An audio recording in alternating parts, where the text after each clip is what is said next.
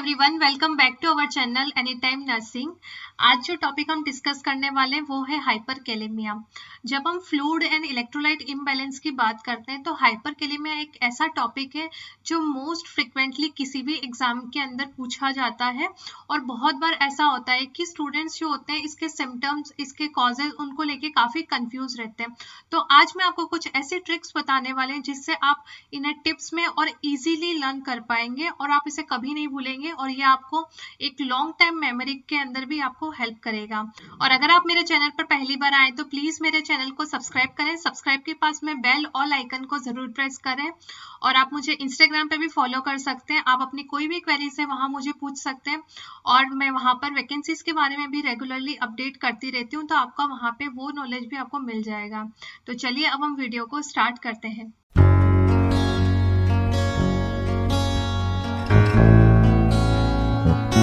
Hyperkalaemia की बात कर रहे हैं तो नाम से पता चलता है कि हाइपरकैलेमिया क्या होता है।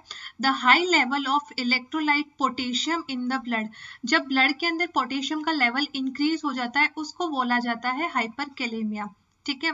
अगर हम नॉर्मल लेवल की बात करें, पोटेशियम का नॉर्मल लेवल जो होता है वो होता है 3.5 to 5.5 milli equivalent per litre. अब बहुत सारे स्टूडेंट्स ऐसे होंगे जो बोलेंगे कि 3.5 नहीं होता है, 3 होता है, या 5.5 नहीं होता है, 5 होता है। अलग अलग बुक्स में अलग अलग तरीके से ये वेरी कर सकता है, उसमें कोई प्रॉब्लम नहीं है। बस मेन यहाँ जो मैं आपको बता रही हूँ थोड़ा प्रैक्टिकल एस्पेक्ट से बता रही हूँ।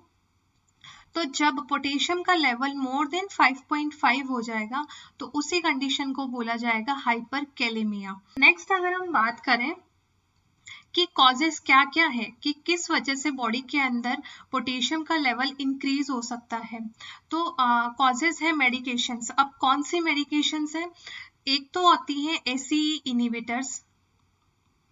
एसीई इनहिबिटर्स जो ड्रग्स है।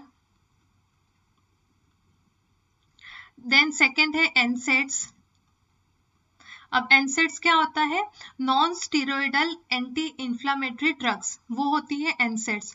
और एनसेड्स के अंदर क्या आती है? एनसेड्स के अंदर जैसे कि पैरासिटामोल है, सारी ड्रग्स जो होती है वो एनसेड्स के अंदर आती है। और अगर हम एसीई इनहिबिटर्स की बात करें तो एसीई इनहिबिटर्स के अंदर आती है एनालप्रिल, कैप्टोप्रिल, लेसिनोप्रिल, कैप्टोप्रिल, लेसिनोप्रिल, ये सारी जो होती है वो एसी इनहिबिटर्स होती है।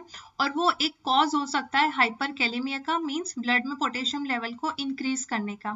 सेकंड है एसिडोसिस। अगर बॉडी के अंदर एसिडोसिस की कंडीशन है, चाहे वो मेटाबॉलिक एसिडोसिस हो, चाहे वो मेटाबॉलिक एसिडोसिस हो या फिर वो रेस्पिरेटरी एसिडोसिस हो, दोनों तरह के एसिडोसिस जो है वो पोटेशियम के लेवल को इंक्रीज करते हैं। नेक्स्ट है सेल्यूलर डिस्ट्रक्शन, सेल का डिस्ट्रक्शन।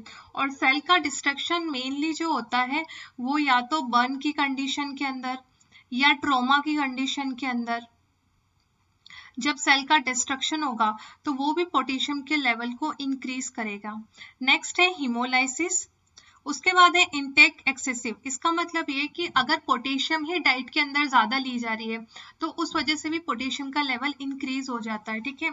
और अगर हम बात करें डाइट में पोटेशियम की तो बनाना जो है वो एक रिच सोर्स होता है पोटेशियम का। ध्यान रखना, ये न्यूट्रिशन से भी, न्यूट्रिशन के एस्पेक्ट से भी बहुत ज्यादा इंपॉर्टेंट है। बनाना जो है एक रिच सोर्स है किसका? पोटेशियम का। इसीलिए अगर कोई पेशेंट हाइपरकैलेमिया का है और जिनको पोटेशियम डाइट को कम करने को बोला जाता है, उनको बनाना भी अवॉइड करने के लिए बोला जाता है। नेक्स्ट है नेफ्रॉन। अब नेफ्रॉन से रिलेटेड हम क्या बोल सकते हैं कि जब अगर रीनल फेलियर है, रीनल फेलियर की अगर कंडीशन है पेशेंट के अंदर तो उसमें भी हाइपरकैलेमिया के चांसेस बढ़ जाते हैं। और ऐसा क्यों होता है कि अगर रीनल फेलियर होगा तो पोटेशियम का जो एक्सक्रीशन है, पोटेशियम एक्सक्रीशन जो है वो डिक्रीज हो जाएगा। और जब पोटेशियम बाहर ही नहीं निकल पाएगा तो वो अल्टीमेटली बॉडी के अंदर ही बढ़ेगा। नेक्स्ट है एक्सक्रीशन इम्पेयरमेंट। तो अब देखिए, ये तो बहुत सारे कॉजेज हो गए। अब इसको लर्न कैसे करना? बहुत बार ऐसा होता है कि हमें नहीं ध्यान रह पाते हैं।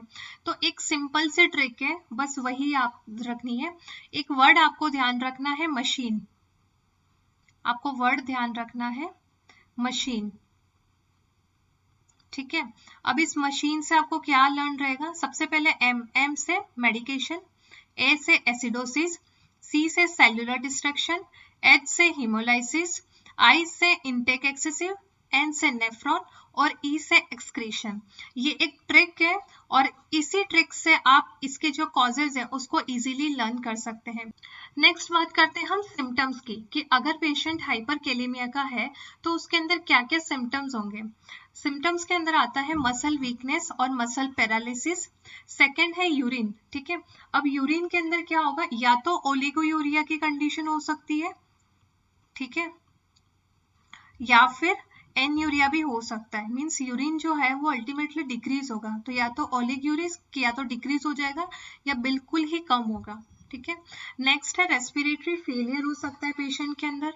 नेक्स्ट है डिक्रीज्ड कार्डियक कॉन्ट्रैक्टिलिटी, ठीक है, जो हार्ट का जो कॉन्ट्रैक्शन है वो भी थोड़ा कम हो सकता है। नेक्स्ट है ईसीजी के अंदर चेंज आ सकते हैं, ठीक है। ऑब्वियसली जब कार्डियक कॉन्ट्रैक्टिलिटी डिक्रीज होगी तो ईसीजी के अंदर चेंजेस आएंगे। अब ईसीजी के अंदर क्या क्या चेंजेस आएंगे वो हम नेक्स्ट में पढ़ेंगे। उसके बाद है रिफ्लेक्सेस, ठीक है। अब रिफ्लेक्सेस के अंदर क्या चेंजेस हो सकते हैं, या तो पेशेंट के अंदर हाइपर रिफ्लेक्सिया होगा, ठीक है, या तो क्या होगा, हाइपर रिफ्लेक्सिया होगा, या फिर पेशेंट के अंदर ए रिफ्लेक्सिया, या तो रिफ्लेक्स बहुत ज्यादा हो जाएंगे या फिर रिफ्लेक्स बिल्कुल भी नहीं होंगे। तो ये सिम्टम्स है। अब इनको कैसे लर्न करना, इनको लर्न करने का निमोनिक है मर्डर, इस तरह से लर्न करिए। एम से muscle weakness and paralysis, you से यूरिन, आर से रेस्पिरेटरी फेलियर, डी से डिक्रीज कार्डियक कॉन्ट्रैक्टिलिटी, ई से ईसीजी चेंजेस और आर से रिफ्लेक्सेस, ठीक है। ये भी ट्रिक हो गई जिससे आपको क्या हो गया, सिम्टम्स लर्न हो गए। एक और चीज देखिए, सिम्टम्स के अंदर एक और सिम्टम आता है हाइपर एक्टिव बोवेल साउंड, ठीक है, हाइपर एक्टिव बोवेल साउंड, ये भी एक सिम्टम है हाइपरकैलेमिया का। नेक्स्ट की ईसीजी चेंजेस, हमने बात करी थी सिम्टम्स के अंदर कि यहाँ पर क्या होते हैं, ईसीजी के अंदर चेंज आते हैं। अब क्या क्या चेंजेस आते हैं ईसीजी के अंदर, क्या होगा, एक होगा toll T wave, flat P wave, prolonged PR interval और वाइडेंड क्यूआरएस कॉम्प्लेक्स। ये जो ईसीजी चेंजेस है ना, इसको आप बाय हार्ट लर्न कर लीजिए, ये बहुत बहुत बहुत ज्यादा इंपॉर्टेंट है। नर्सिंग के हर एग्जाम के अंदर हाइपरकैलेमिया के अंदर जो ईसीजी के अंदर चेंजेस हो रहे हैं उससे रिलेटेड क्वेश्चन आया ही आया है, मतलब कि 200% है कि ये बहुत ज्यादा इंपॉर्टेंट है और हर एग्जाम के अंदर ये पूछा गया है, इसीलिए इस टॉपिक को मैंने आज अपने वीडियो के अंदर इंक्लूड करा है। अब देखिए कि कैसे हमें ध्यान रहेगा कि कैसे, या बहुत बार होता है या तो सिर्फ ईसीजी दे देते हैं और पूछ लेते हैं कि हाइपरकैलेमिया के अंदर इसमें से कौन सा होगा, या फिर आपको पूछ लेंगे, तो आपको ये चीज तो लर्न करनी ही है। अब देखिए यहाँ पर हम थोड़ा ईसीजी को ही देख लेते हैं कि ये है एक नॉर्मोकैलेमिया, मीन्स एक नॉर्मल ईसीजी है, और ये है एक हाइपरकैलेमिक पेशेंट की ईसीजी, ठीक है। नॉर्मल के अंदर अगर हम बात करें तो सबसे पहले देखिए यहाँ पे लिखा हुआ है नॉर्मल पी वेव, कौन सी है, ये वाली, ठीक है, ये नॉर्मल पी वेव है। और यहाँ पे देखिए वाइड और फ्लैट पी वेव दिख रही है, दोनों के अंदर चेंजेस आपको नजर आ रहे हैं। ये देखिए ये थोड़ी सी क्या है, नॉर्मल है, और ये यहाँ पे क्या हो गई, फ्लैट हो गई है, ठीक है। सेकेंड हमने ईसीजी के अंदर क्या देखा था, देखिए सबसे पहले ये तो हो गया फ्लैट पी वेव। अब सेकेंड, अब देखिए क्या है, ये है नॉर्मल पीआर इंटरवल, इधर ये वाला जो दिख रहा है आपको सेकेंड, ये वाला, ठीक है। और यहाँ पे देखिए प्रोलॉन्ग्ड पीआर इंटरवल, यहाँ पे पीआर इंटरवल क्या हो गया, प्रोलॉन्ग हो गया, ठीक है। अब ये भी एक तरह का है ECG change, prolonged PR interval. Next है नॉर्मल क्यूआरएस। अब क्यूआरएस कॉम्प्लेक्स क्या है, ये क्यूआरएस है ये, ठीक है। और यहाँ पे देखिए वाइडेंड क्यूआरएस, अब यहाँ पे क्यूआरएस क्या हो गया है, वाइड हो गया है। यहाँ पे क्या है, बिल्कुल नॉर्मल है इतना डिस्टेंस, और यहाँ पे क्या हो गया है, ये वाइड हो गया है, ठीक है। अब नेक्स्ट देखिए normal rounded normal size T wave. अब ये टी वेव क्या है, नॉर्मल है, ये जो टी वेव यहाँ दे रखी है। और यहाँ पे देखिए टी वेव कैसी हो गई, बिल्कुल tall, tall peak T wave. तो ये डिफरेंस है एक नॉर्मल ईसीजी में और एक हाइपरकैलेमिक ईसीजी के अंदर, ठीक है। तो आप इस तरह से भी इसको लर्न कर सकते हैं। अगर आप ईसीजी को ध्यान रख सकते हैं तो बहुत ही अच्छा है, उससे आप कभी उसको भूल नहीं पाएंगे। पर अगर आप ईसीजी नहीं ध्यान रख पाते हैं तो आपको ये चीज तो ध्यान होनी चाहिए कि इसके अंदर क्या क्या चेंजेस होते हैं। नेक्स्ट हम बात करते हैं ट्रीटमेंट ऑफ हाइपरकैलेमिया, कि हाइपरकैलेमिया हो तो गया बट उसका ट्रीटमेंट क्या होगा।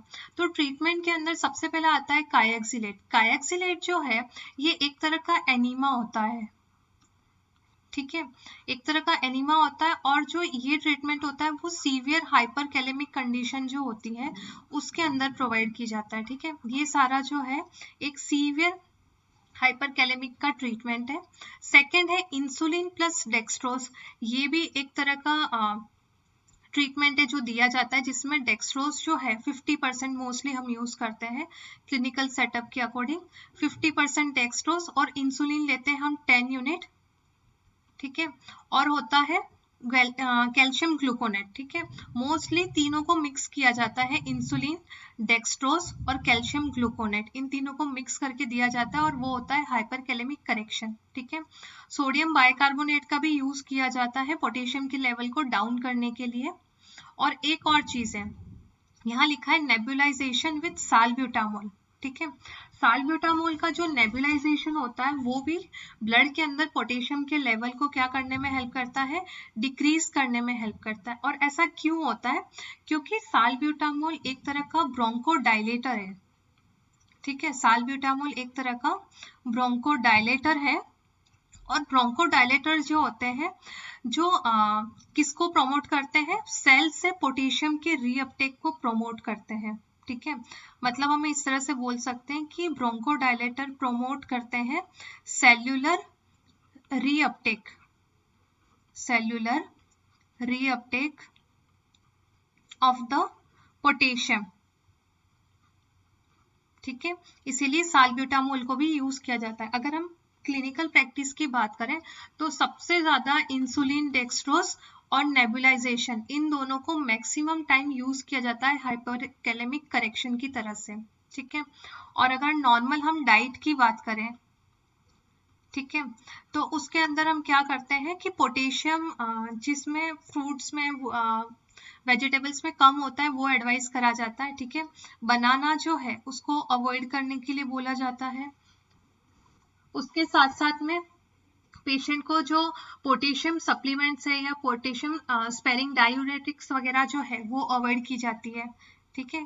पोटेशियम स्पेरिंग डायूरेटिक्स जो है उनको क्या करा जाता है, अवॉइड करा जाता है। और पोटेशियम स्पेरिंग डायूरेटिक्स के अंदर क्या आता है, स्पाइरेनोलेक्टोन जो है एक पोटेशियम स्पेरिंग डायूरेटिक है, उसको अवॉइड करा जाता है, ठीक है।